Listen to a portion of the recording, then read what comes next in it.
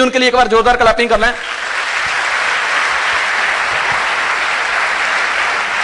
दोस्त कई बार क्या होता था, 2-4 नोट जब मुझे मार्केट में मिलती थी तो मैं घर पे आके बैठ जाता था।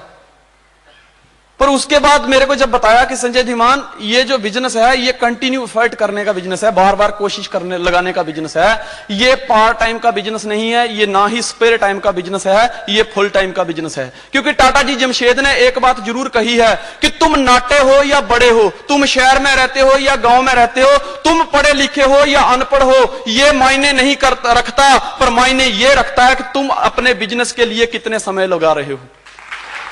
अगर तुम अपने बिजनेस के लिए ज्यादा समय लगाते हो तो आने वाले कल के करोड़पति हो सकता है कि तुम्हें कामयाबी थोड़ी देरी से मिले, लेकिन इस बात की गारंटी है कि कामयाबी जरूर मिलेगी।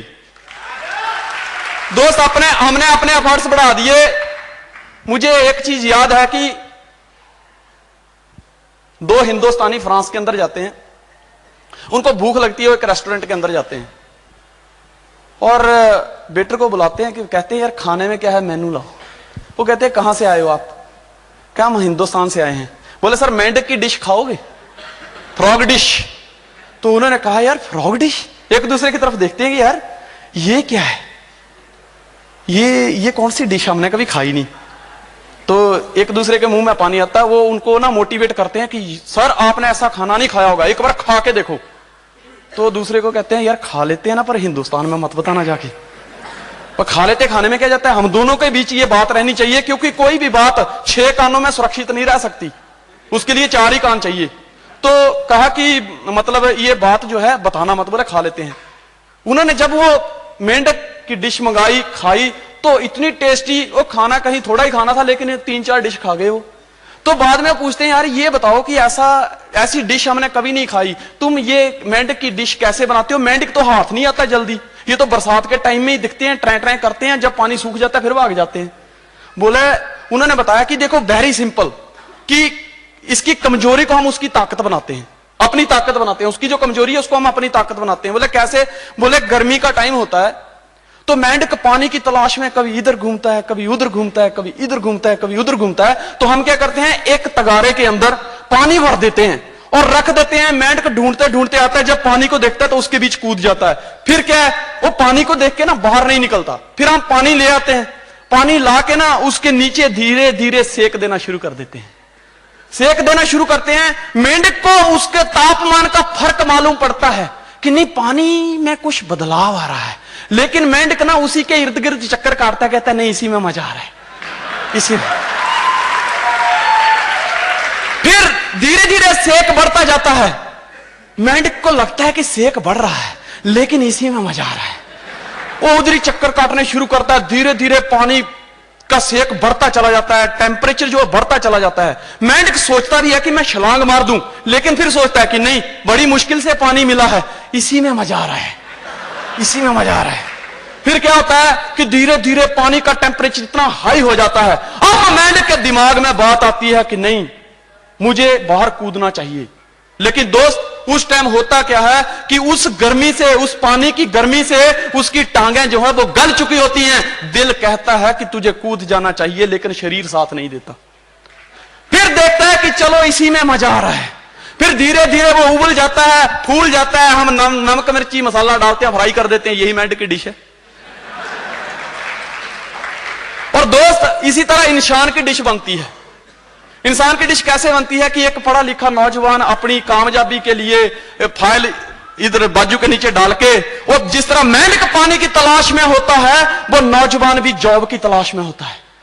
फिर उसको कहीं 2-4-5 हजार की जॉब मिलती है तो चलता है, फिर देखता है रोज जाना, सुबह जाना, शाम को आना, खाना पीना, सो जाना, फिर जाता रहता है। धीरे धीरे वो बड़ा होने लगता है, घर वाले उसकी शादी कर देते हैं। पहले 5,000 में घर चल रहा था, लेकिन अब 1 से 2 हुए, घर चलाना मुश्किल है।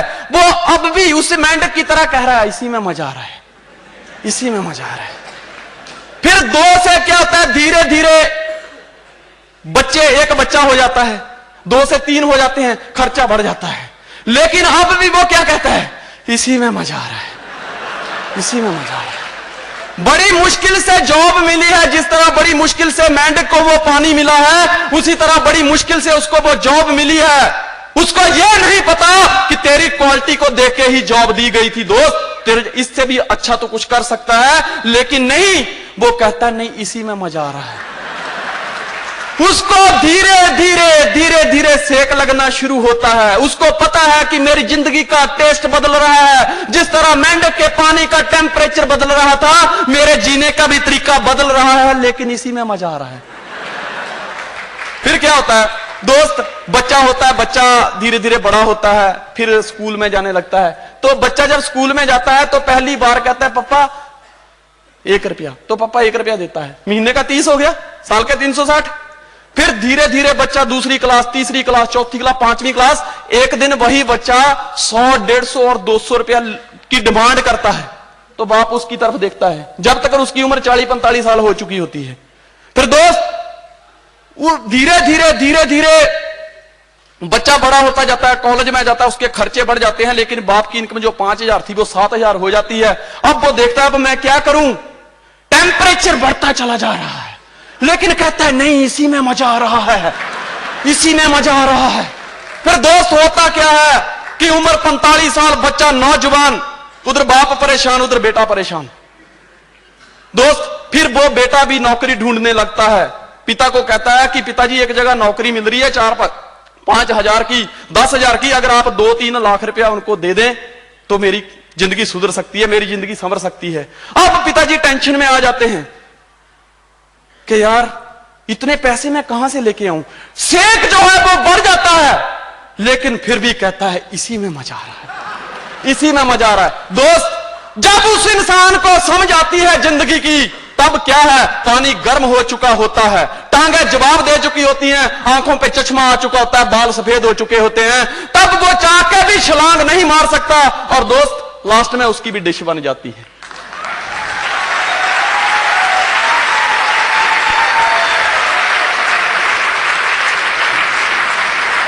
सो फ्रेंड्स, ये बिजनेस पार्ट टाइम का नहीं है। जिंदगी में जो इंसान जिंदगी को कुछ देता है, जिंदगी उसको कुछ लौटाती है।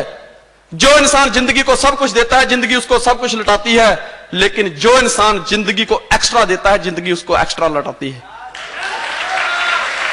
हम जिंदगी में एक्स्ट्रा कर रहे हैं।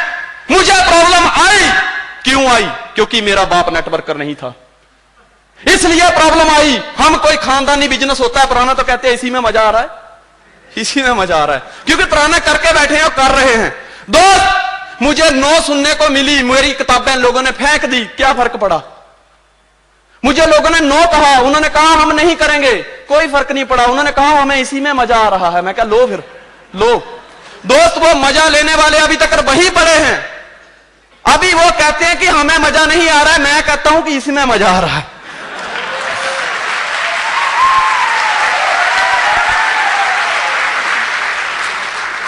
दोस्त एक बात जिंदगी में याद रखना, बैंक और जिंदगी में जितना आप डिपॉजिट करते हैं उससे ज्यादा कभी भी आप निकाल नहीं सकते। बैंक में अगर आपने 10,000 डिपॉजिट किया और कहो कि मैं 15,000 निकाल लूं, कभी नहीं हो सकता। इसी तरह जिंदगी में आपने जितने एफर्ट लगाए हैं उसी के हिसाब से जिंदगी आपको चक्रवृद्धि ब्याज के साथ वापिस करती है, वरना जिंदगी में कुछ नहीं होता। दोस्त एक बात जिंदगी में याद रखना, जो इसको फुल टाइम करेगा वही जिंदगी में कामयाब होगा, जो शिफ्टों में करेगा वो शिफ्ट ही होता रहेगा।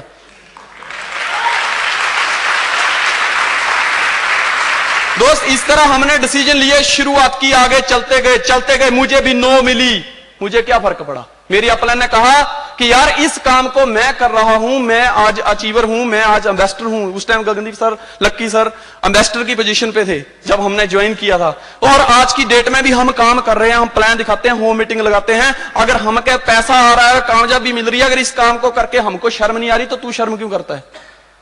अगर हमें नो कहते हैं लोग और उनकी नो कहते कहते हम कामयाब हो सकते हैं, तो तू भी कामयाब होगा। अपने आप को बहरा बना ले, चलता चल।